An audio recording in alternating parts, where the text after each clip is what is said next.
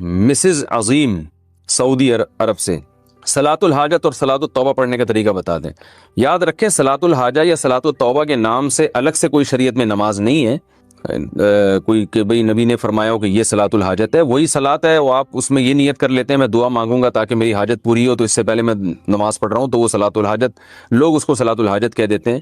اور توبہ میں بھی یہی ہے کہ 2 رکعت پڑھ کے اللہ سے گناہوں کی معافی مانگی جائے، تو یہی نماز ہے جو 2 رکعتیں ہم عام طریقے سے پڑھتے ہیں، یہ کوئی الگ سے نمازیں نہیں ہیں۔ فجر عصر کے بعد صلاۃ الحاجت پڑھنا، کیا فجر یا عصر کے بعد صلاۃ الحاجت کے نفل پڑھ سکتے ہیں؟ فجر اور عصر کے بعد کسی قسم کی نفل نماز جائز نہیں ہے، اور یہ بھی سمجھ لیں صلاۃ الحاجت کے نام سے کوئی شریعت میں الگ سے نماز نہیں ہے، بس 2 رکعت آپ دعا مانگنے کے لیے پڑھیں کہ اللہ سے میں اپنی حاجت مانگوں گا، تو اس کو آج کل صلاۃ الحاجت کہہ دیا جاتا ہے، لیکن یہ کوئی الگ سے اسلام کی کوئی نماز نہیں ہے۔ تو باقی کوئی بھی نماز ہو، فجر اور عصر کے بعد نفل نماز اگر ہے تو وہ پڑھنا جائز نہیں ہے۔ صلاۃ التسبیح کی شرعی حیثیت، بہت سے لوگ کہتے ہیں کہ اسلام میں صلاۃ التسبیح کی کوئی حیثیت نہیں ہے، کیا یہ درست ہے؟ نمرہ بلال صاحبہ نے سوال پوچھا ہے۔ دیکھیں صلاۃ التسبیح کے بارے میں جتنی احادیث ہیں کوئی ایک بھی صحیح حدیث نہیں ہے، پہلی بات تو یہ۔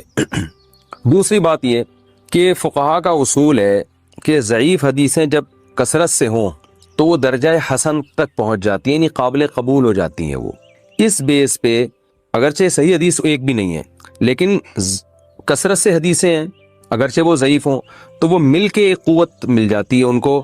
اس بیس پہ جمہور علماء کا یہی مذہب ہے، یہی ان کا قول ہے، یہی ان کا فتویٰ ہے کہ صلاۃ التسبیح کو بالکل کالعدم قرار دے دینا یہ درست نہیں ہے، اس نماز کی ایک حیثیت ہے، یہ سنت عمل ہے، کیونکہ ضعیف روایتوں کی کثرت کی بیس پہ جو ہے وہ فتویٰ یہ دیا جائے گا کہ یہ نماز ثابت ہے، اور وہ فضیلت جو اس کی حدیث میں آتی ہے وہ فضیلت ثابت ہے۔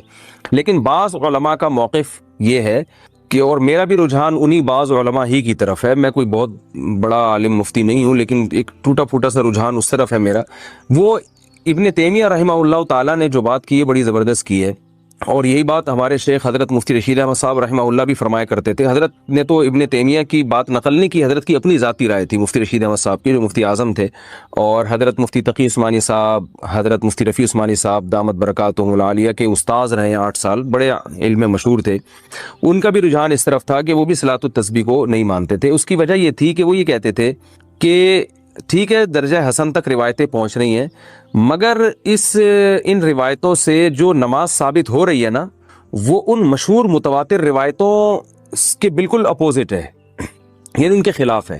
امام ابو حنیفہ رحمہ اللہ تعالیٰ کا اور فقہ حنفی کا جو اصول ہے خاص طور پر مسائل کے استنباط کا، وہ یہ ہے کہ جو اگر کوئی متواتر یا قطعی چیز ہمارے سامنے آ جائے احادیث سے، اس کے مقابلے میں اگر صحیح حدیث بھی اس کے خلاف ہوگی تو اس قوی کو ترجیح دی جائے گی۔ جیسے قرآن ایک متواتر ہے، اب قرآن سے اگر کوئی حکم ثابت ہو رہا ہے تو اگر حدیث صحیح حدیث سے بھی یعنی حدیث اگر صحیح بھی ہو اور اس کے خلاف چلی جائے گی تو احناف پھر قرآن کو لیتے ہیں، حدیث کو اس میں تعویل کر لیتے ہیں، کیونکہ وہ قرآن قطعی ہے۔ تو اسی طرح بعض روایتیں کثرت سے ہوتی ہیں جن سے ایک حکم ثابت ہو رہا ہوتا ہے، ان کے اپوزٹ اگر ایک کوئی صحیح روایت بھی ہوتی ہے تو اس کو احناف اکثر رد کر دیتے ہیں یا اس میں تعویل کر لیتے ہیں کہ بھئی جو متواتر روایتوں سے جو چیز ثابت ہو رہی ہے وہ اس کے بالکل اگینسٹ ہے۔ تو صلاۃ التسبیح میں بڑا اشکال یہ ہوتا ہے کہ اس نماز کی جو کیفیت ہے اس میں بعض دفعہ ایسا عمل ہوتا ہے جس سے سجدہ سہو لازم آ رہا ہوتا ہے، یعنی عام نمازوں، مثال کے طور پر آپ جب یعنی سورہ فاتحہ کے بعد جب سورت شروع کرتے ہیں اور سورت ختم کرتے ہیں تو رکوع میں تاخیر سے جو صحیح حدیث سے ہمیں پتہ چلتا ہے، جو نبی کا معمول رہا ہے، وہ یہ کہ سورت ختم کرتے ہی آپ نے رکوع کیا ہے۔ تو اسی وجہ سے فقہاء نے کہا ہے کہ اگر سورت ختم کرنے کے بعد آپ رکوع میں تاخیر کریں گے تو سجدہ سہو لازم ہو جائے گا۔ یہ کثیر صحیح حدیث سے یہ اصول نکالا ہے فقہاء نے، جبکہ صلاۃ التسبیح اس کے اپوزٹ ہے۔ اس میں کیا ہوتا ہے کہ آپ تلاوت ختم کرنے کے بعد تسبیحات پڑھنا شروع کر دیتے ہیں، رکوع میں تاخیر لازم آ رہی ہوتی ہے۔ تو صحیح احادیث سے جو بات بے غبار روایات اور کثرت روایات سے جو بات ثابت ہو رہی ہے وہ یہ ہوتی ہے کہ سورت ختم کرتے ہی رکوع کرنا واجب ہے، تو اس میں کیا ہو رہا ہے کہ رکوع کرنا واجب نہیں ہے، تو یہ اگینسٹ ہو رہی ہے نا ان صحیح حدیث کے۔ اس لیے بعض علماء کا موقف یہ ہے کہ اگرچہ ضعیف روایتیں ہیں، کثرت سے ہیں، درجہ حسن تک پہنچی ہوئی ہیں، مگر اس سے جو نماز کی کیفیت ثابت ہوتی ہے وہ متواتر جو روایتیں ہیں ان سے ثابت ہونے والی کیفیت کے خلاف ہے۔ تو جو قوی ترین چیز ہے اس کو لیا جائے اور اس کے جو اپوزٹ اس کے جا رہی ہے اس کو ترک کر دیا جائے. اس بیس پر مفتی رشید احمد صاحب رحمہ اللہ تعالیٰ کی رائے تھی. حالانکہ انہوں نے کئی سال صلاۃ التسبیح پابندی سے پڑھی ہے, مگر جب ان کا رجحان اس طرف ہوا, یہ تحقیق کی طرف ان کا دماغ گیا, تو انہوں نے صلاۃ التسبیح چھوڑ دی. مگر منع نہیں کرتے تھے دوسروں کو, اس لیے کہ جمہور بہرحال اس کے قائل ہیں. تو میں بھی کسی کو منع نہیں کرتا, جو ہے وہ جمہور اس کے قائل ہیں, اور فقہ حنفی میں بھی فتویٰ اسی پر ہے کہ صلاۃ التسبیح پڑھنی چاہیے. تو لیکن بعض علماء بہرحال اس طرف گئے. اور پھر میں نے بعد میں علامہ ابن تیمیہ رحمہ اللہ تعالیٰ کی تحقیق پڑھی, انہوں نے بھی یہ بات لکھی ہے کہ لم یثبت مثلہ بمثلہ, کہ جس قسم کی نماز ان روایتوں سے ثابت ہو رہی ہے صلاۃ التسبیح والی, تو اس جیسی نماز جو صحیح روایتوں کے بالکل اگینسٹ جا رہی ہے, اس کے لیے بہت مضبوط دلیل ہونی چاہیے. تو یعنی اتنی کمزور دلیل سے وہ ثابت اس کو نہیں کیا جا سکتا, کیونکہ یہ صحیح روایتوں کے اگینسٹ جا رہی ہے. یعنی جو مفتی رشید احمد صاحب کہا کرتے تھے, تو ابن تیمیہ رحمہ اللہ کی رائے بھی میں نے دیکھی کہ وہ بھی بالکل اس کے مطابق ہے. لیکن بہرحال جمہور اس کے قائل ہیں. علامہ ناصر الدین البانی رحمہ اللہ تعالیٰ وہ صلاۃ التسبیح کے قائل ہیں, اور انہوں نے اس مسئلے میں عبداللہ ابن مبارک رحمہ اللہ کی تقلید کی ہے, اور بالکل واضح لفظوں میں تقلید کی ہے. ان کی تحقیق جو میں نے پڑھی تو انہوں نے بتایا کہ اگرچہ ضعیف روایتیں, لیکن عبداللہ ابن مبارک رحمہ اللہ تعالی جیسا محدث, وہ کہتے ہیں جب وہ پڑھا کرتے تھے تو پھر ہم اس کو سنتی سمجھتے ہیں. تو یعنی کیونکہ عبداللہ ابن مبارک بہت بڑے محدث تھے, فقیہ بھی تھے, تو انہوں نے کہا کہ عبداللہ ابن مبارک نے چونکہ اس نماز کو افضل سنت قرار دیا اور ثابت قرار دیا ہے, تو اتنے بڑے محدث کی رائے کو میں فالو کر رہا ہوں. تو انہوں نے اس تقلید کا لفظ تو ذکر نہیں کیا, لیکن انہی کی تقلید میں, تقلید اسی کو کہتے ہیں کہ آپ کسی پر اعتماد کر کے کہ بھئی جب اتنا بڑا آدمی ایک چیز پہ فتویٰ دے رہا ہے تو میں بھی اس پر اعتماد کرتا ہوں. تو اگر کوئی تقلید کے طریقے پر اگر کوئی عبداللہ بن مبارک کو فالو کرے یا کسی دوسرے مجتہد کو, پھر تو ٹھیک ہے. لیکن اگر تحقیق کی دنیا میں جاتے ہیں تو پھر میرا رجحان اسی طرف ہے, کیونکہ امام حنیفہ سے صراحتاً اس بارے میں کچھ منقول نہیں ہے, امام مالک سے بھی صراحتاً اس بارے میں کچھ منقول نہیں ہے, یہ حضرات اس بارے میں خاموش ہیں. تو اگر ان سے منقول ہوتا تو بھی ہم کہتے کہ یہ اتنے بڑے لوگ ہیں, یقیناً ان کے سامنے کوئی مضبوط دلیل ہوگی, یا یہ اس حدیث کو یقیناً صحیح سمجھتے ہوں گے. کیونکہ مجتہد کا کسی حدیث پہ فتویٰ دے دینا یہ اس کی علامت ہے کہ اس کی نظر میں یہ حدیث بالکل صحیح ہے. تو وہ اگر یہ فیصلہ کر دیتے یہ حدیث صحیح ہے, تو پھر کیونکہ حدیث کا صحیح اور ضعیف کہنا بھی تو محققین کا کام ہے نا, یہ فیصلہ عام آدمی کے لیے آسان نہیں ہے. تو اس بیس پر میرا اپنا جو ذاتی رجحان ہے وہ یہی ہے کہ صلاۃ التسبیح کوئی پڑھ رہا ہے تو ٹھیک ہے, جمہور کے قول پر عمل کرے, دونوں طرف دلائل ہیں. لیکن میرا جو رجحان ہے کہ جب صحیح احادیث سے جو نمازیں ثابت ہیں وہ اتنی کثرت سے ہیں, جو بالکل بے غبار روایات ہیں, اور ان میں اتنا ثواب ہے, تو بھائی جو کمزور چیز ہے اگر بہت وقت بچ جائے تو اس کی طرف آئیں اور صحیح حدیث کو فالو کریں, تو میرا خیال ہے زیادہ اچھا ہے. لیکن بہرحال کوئی صلاۃ التسبیح پڑھتا ہے تو بدعت نہیں کہہ سکتے, کیونکہ بڑے بڑے علماء کا اس میں اختلاف ہے, اور جب اتنے بڑے فقہاء اور علماء کا اختلاف ہوتا ہے تو اس کی بیس پر کسی عمل کو بدعت بہرحال ہم نہیں کہہ سکتے, جبکہ روایتیں اس طرف موجود بھی ہیں. تو اس لیے آپ جس کی بات کو فالو کرنا چاہیں, جس عالم کے قول پر عمل کرنا چاہیں, آپ کو اختیار ہے.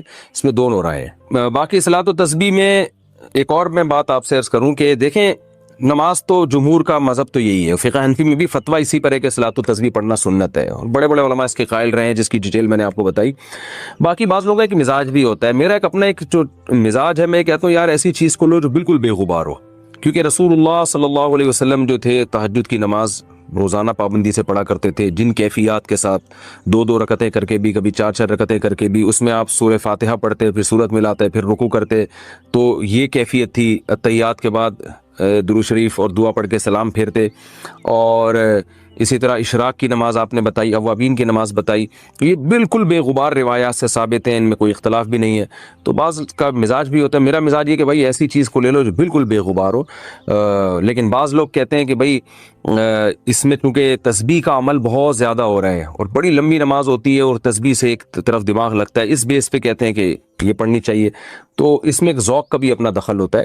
انجم صاحب ممبئی سے, آج کل میت کو ٹھنڈے باکس میں رکھا جاتا ہے, کیا یہ ٹھیک ہے؟ اگر ٹھیک ہے تو کیا ہم اپنے والدین کے ایصال ثواب کے لیے یہ باکس مسجد میں رکھوا سکتے ہیں؟ دیکھیں, شریعت میں حکم یہ ہے کہ میت کو جلد سے جلد قبر میں پہنچایا جائے. باکس میں رکھنا, ٹھنڈے میں رکھنا, برف کی سلوں پہ اس کو لٹانا, میت کو برف خانے میں رکھنا, یہ شریعت میں ٹھیک عمل نہیں ہے, کیونکہ جلدی دفنانے کا حکم ہے, اور میت کی بے اکرامی ہے. میت کو گوشت نہیں ہے جو آپ نے فریج میں یا باکس میں رکھ دیا, اس کو فوراً دفنائیں, اس کو اپنے ٹھکانے تک پہنچائیں. تو اس لیے اس کی حوصلہ شکنی نہیں کرنی چاہیے. اب آپ میت کو ایسے ٹھنڈے باکس تیار کر کے دیں گے مسجد والوں کو, وہ تو پھر یہ چیز ہماری سوسائٹی میں اور زیادہ پھیل جائے گی. تو اس لیے میں تو اس کو ٹھیک نہیں سمجھتا. محمد اسلم انڈیا سے, میرے بہنوئی بیمار ہیں, کیا میں انہیں زکوٰۃ دے سکتا ہوں؟ دیکھیں, زکوٰۃ کا تعلق کسی کی صحت مند یا بیمار ہونے سے نہیں ہے, زکوٰۃ کا تعلق غریب ہونے سے ہے. آپ کے بہنوئی اگر مستحق زکوٰۃ ہیں, واقعی میں وہ غریب ہیں, تو آپ ان کو ضرور بضرور زکوٰۃ دے سکتے ہیں. ڈبل ثواب ملے گا آپ کو, رشتہ داری جوڑنے کا بھی اور زکوٰۃ دینے کا بھی. یہ تھوڑا سا حیا کے خلاف مسئلہ ہے. بھائی نے اگر بھابھی کا ریپ کر دیا تو کیا کرنا چاہیے؟ کیا بھائی سے رشتہ ختم کر سکتے ہیں؟ یہ بے پردگی کے عذاب اور نتائج ہیں. بھابھی پر فرض ہے کہ وہ دیور سے پردہ کرے. آج کل گھروں میں جوائنٹ فیملی میں بہت بے تکلفی ہونے لگی ہے. ہم لوگ ہر چیز میں غیر مسلموں کو فالو کرتے ہیں. بھائی ان کے اصول کچھ اور ہیں, ان کی لائف سٹائل کچھ اور ہے. ہم اللہ اور اس کے رسول صلی اللہ علیہ وسلم کے ماننے والے ہیں. تو قرآن نے صاف طور پہ پردے کا حکم دیا. اس میں بھابھی کو دیور سے بھی پردے کا اللہ نے حکم دیا ہے, کیونکہ جو اللہ نے محرم اور نامحرم کی فہرست قرآن میں بیان کی ہے, اس میں محرم کی فہرست میں دیور کا تذکرہ نہیں ہے. تو اس سے صاف پتہ چلتا ہے کہ دیور سے بھی بھابھی کو پردہ کرنا ہے. بہرحال اگر کہیں ایسا ہو تو یہ بہت بڑا ظلم ہے, زیادتی ہے اور خطا رحمی ہے, اور یہ ڈبل جرم ہے, ایک تو زنا اور ایک قریبی رشتے سے زنا. تو بھائی اب جو چاہے اس سے اپنے سگے بھائی کے ساتھ معاملہ کرے, رشتہ بھی ختم کر سکتا ہے اتنی بدترین زیادتی پر, تو جائز ہے یہ. میری بھانجی کی شادی کے لیے کسی نے سورہ ممتحنہ اور سورہ حشر پڑھنے کے لیے بتائی ہے, کیا یہ پڑھنا صحیح ہے؟ اگر صحیح نہیں ہے تو پھر آپ ہی کوئی صورت بتا دیں جس سے ہماری بھانجی کی شادی اچھی جگہ ہو جائے. دیکھیں, سورہ ممتحنہ اور سورہ حشر کا کسی کی شادی یا طلاق سے کوئی تعلق نہیں ہے. ہمارے معاشرے میں جو لڑکیوں کی شادیاں نہیں ہو رہی, اس کی وہی وجہ ہے جو میں بار بار بیان کرتا ہوں. تعدد زوجات کا رواج نہیں ہے ہماری سوسائٹی میں. مرد ایک شادی کرتے ہیں اور کرتے ہی نہیں ہیں, بلکہ اب تو مردوں نے ایک شادی بھی چھوڑ دیا ہے. تو مرد جب شادی کر ہی نہیں رہے تو پھر جو کر رہے ہیں ان کی ذمہ داری بڑھ جائے گی, وہ 2-3 شادیاں کریں. تو اب جب تک سوسائٹی میں ہم کسی چیز کے اسباب کو اختیار نہیں کرتے تو پھر دعائیں بھی قبول نہیں ہوتی. آپ علاج کے بغیر دعائیں مانگتے رہیں کہ میں ٹھیک ہو جاؤں, تو کہاں سے ٹھیک ہوگے بھائی؟ آپ علاج بھی کرو اور دعا بھی مانگو ساتھ میں. آپ کمانے کی فکر بھی کرو اور پھر دعا بھی مانگو. تو سوسائٹی کا یہ جرم ہے کہ مردوں کو ایک بیوی پر اکتفا لوگ کر رہے ہیں, اس کی وجہ سے خواتین پھر ان کی شادی کے مسائل کھڑے ہو رہے ہیں. طلاق یافتہ بیوہ کی شادی نہیں ہوتی, پھر مردوں کی عیاشی شروع ہو گئی ہے شراب کباب میں, اور جو ایک بھی کرتے تھے انہوں نے بھی چھوڑ دیا. تو پھر جو کر رہے ہیں ان کی ذمہ داری آٹومیٹیکلی بڑھ جاتی ہے. تو اس کا اصل حل یہی ہے کہ مردوں کو تعدد زوجات کی طرف اکسایا جائے اور ان کو اس پر ترغیب دی جائے. باقی وظیفہ پڑھنے میں کوئی حرج نہیں ہے. تو وظیفہ سورہ ممتحنہ اور حشر کے بجائے سورہ فرقان کی جو آخری رکوع ہے جس میں اس کا تذکرہ ہے, یہ والا وظیفہ پڑھ لیں آپ, تو کوئی حرج نہیں ہے. وہ کیا ہے سورہ فرقان کے آخری رکوع میں؟ ربنا هب لنا من ازواجنا وذرياتنا قرة اعین واجعلنا للمتقین اماما. تو اے اللہ ہمیں ہماری ازواج اور اولاد کی طرف سے آنکھوں کی ٹھنڈک عطا فرما. تو یہ ان لوگوں کے لیے بھی ہے جن کی شادی نہیں ہو رہی, چاہے مرد ہو یا عورت ہو, اور جن کی ہو چکی ہے لیکن عورت کا شوہر اس کے لیے وبال بنا ہوا ہے, یا شوہر کی بیوی اس کے لیے وبال بنی ہوئی ہے, ان کے لیے بھی ہے یہ. اور جن کی اولاد نہیں ہو رہی ان کے لیے بھی ہے, جن کی اولاد ہو گئی لیکن وہ نافرمان اولاد ہے ان کے لیے بھی ہے. تو یہ بڑی جامع دعا ہے, اس کا ورد کرنا چاہیں تو کر سکتے ہیں, کر لینا چاہیے. میں ظہر کی 2 نفل اور مغرب کی 2 نفل میں گناہوں سے توبہ کی نیت کرتی ہوں, کیا یہ نیت کرنا ٹھیک ہے؟ بالکل ٹھیک ہے, اچھی بات ہے, ماشاءاللہ. مفتی صاحب, میرے سے کچھ دنوں سے نماز میں بہت زیادہ غلطیاں ہو رہی ہیں. کبھی دعائے قنوت پڑھنا بھول جاتی ہوں, کبھی کچھ غلطی, اس کی وجہ سے نماز پڑھنے کا دل نہیں چاہتا. اس کا حل بتا دیں. آپ اس چیز کو اپنے اوپر مسلط کریں گی یہ تو جو ہے اور زیادہ بھولنا شروع ہو جائیں گی آپ. تو اس لیے اس کو نارمل لیں. جو چیز اختیار میں نہیں ہے اس پہ گناہ نہیں ملتا. اگر یہ خود بخود بھول ہو رہی ہے آپ سے تو کوئی گناہ نہیں ہے. باپ ہاں سجدہ سہو کے حکام سیکھ لیں کہ کون سی غلطی پہ سجدہ سہو لازم ہوتا ہے, کون سی غلطی پہ سجدہ سہو لازم نہیں ہوتا. کتابیں ملتی ہیں, نہیں تو بہشتی زیور ہے, جامع الرشید نے آسان کر کے چھاپی ہے, تسہیل بہشتی زیور کے نام سے. اس میں سجدہ سہو کے مسائل ہیں, وہ پڑھ لیں آپ. باقی بھولنا غیر اختیاری ہو رہا ہے تو کوئی مسئلہ نہیں ہے. باقی دعائے قنوت پڑھنا بھول جائیں تو سجدہ سہو کر لیں, اس میں کیا جا رہا ہے بھائی. لیکن اگر اس کو مسلط کر لیا نا آپ نے اپنے اوپر تو یہ بھول کم نہیں ہوگی اور زیادہ بڑھے گی. اور اگر کوئی دماغی پرابلم ہے تو ڈاکٹر کو بتائیں بھائی, کوئی طاقت کی کچھ وہ دے گا دماغ کے, کوئی بادام کھانے کا مشورہ دے گا.